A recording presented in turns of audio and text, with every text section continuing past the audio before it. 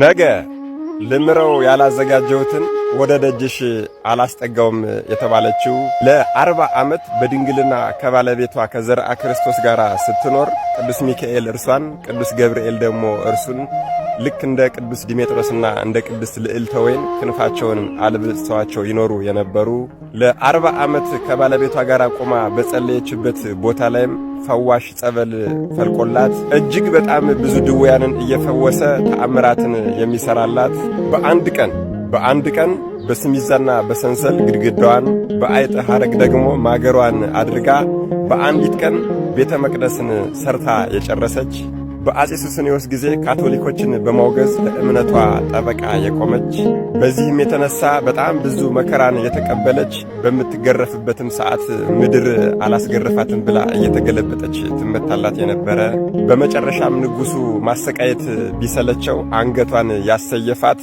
አንገቷ ከተሰየፈ ከሁለት ሳምንታት በኋላ መድኃኔዓለም ኢየሱስ ክርስቶስ አንገቷን ከሥጋዋ ጋር አዋህዶ ነፍስን ዘርቶ እንደገና ያስነሳት ከ40 ዓመት የድንግልናና የንጽሕና ሕይወት በኋላ ሊቀ መላእክት ቅዱስ ሚካኤል መጥቶ ከአብራካችሁ የሚወጣ የተቀደሰ ደግ ፍሬ አለና ከባለቤትሽ ጋር በግብር ተገናኙ ተብሏል ብሎ ቢነግራት ድንግልናችን እንዴት ይሆናል? ይሄ በፍጹም አይሆንም ብላ ለ40 ቀን ሱባኤ ከያዘች በኋላ ፈቃድ እግዚአብሔር መሆኑን ከእናታችን ከቅድስት ድንግል ማርያም ካወቀች በኋላ በአንድ ቀን ጸንሳ በእግዚአብሔር ተአምር በአንድ ቀን የወለደችውም ልጅ ደግሞ በሃይማኖት ኩትኩታ ካሳደገችው በኋላ ሊቀ መላእክት ቅዱስ ሚካኤል በ7 ዓመቱ ወስዶ ገነትን ካስጎበኘው በኋላ ወደ ምድር ሊያመጣው ሲል ሊቀ መላእክት ቅዱስ ሚካኤል ሆይ በእናቴና በአባቴ አምላክ ይዤሃለሁ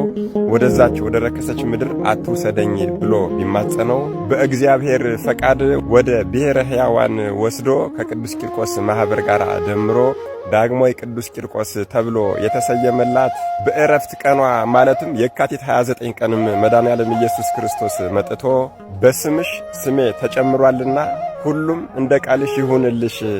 ያላት ለቤተ ክርስቲያንሽ መባዓ ስጦታ የሰጠ የተላላከ ቤተ ክርስቲያንሽ መጥቶ የተቀበረ ቤተ መቅደስሽንም የተሳለመ እስከ 12 ትውልድ ድረስ እምርልሻለሁ የተባለች በአንቺ ስም ለተማጸነና አንቺን ለወደደ በረከቴና ረድኤቴ በቤቱ ላይና በልጆቹ ላይ ይትረፍ።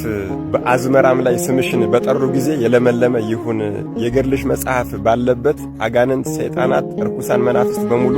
አይቀርቡም። በጸሎትሽ የተማጸነ ሁሉ ባለጤና ይሁን። በእውነት ስምሽን የጠራ አንቺን የወደደ የተከበረ ነው የተባለች በቀናች ሃይማኖት ሁኖ የገድልሽን መጽሐፍ የጻፈ ያጻፈ የሰማ ያሰማ ያነበበ ያስነበበ የተረጎመ ያስተረጎመ በሃይማኖትም ጸንቶ የሰማ በአንቺ ስምም ቀዝቃዛ ውሃም ቢሆን ለተቸገረ የሰጠ የዘከረ እኔ ኃጢአቱን አስተሰርይለታለሁ ስለ ድካምሽና ስለ ትሩፋትሽም 7 አክሊላትን እንኪ ተቀዳጂ የተባለላት ለቤተ ክርስቲያንሽ መባዓ ስጦታ የሰጠ የተላላከ ቤተ ክርስቲያንሽ መጥቶ የተቀበረ ቤተ መቅደስሽንም የተሳለመ እስከ 12 ትውልድ ድረስ እምርልሻለሁ የተባለች ጻድቅ ወሰማዕት ሐዋርያዊት መነኮስ እመምዑዝ እናታችን ቅድስት ፍቅርተ ክርስቶስ ነገ የካቲት 29 የዕረፍት በዓሏ ነው። መድኃኔዓለም ኢየሱስ ክርስቶስ ከእናታችን ጻድቅ ወሰማዕት ቅድስት ፍቅርተ ክርስቶስ ረድኤት፣ በረከት፣ ምልጃ፣ ቃል ኪዳን፣ ፍቅር አይለየን። አሜን። ይቆየን።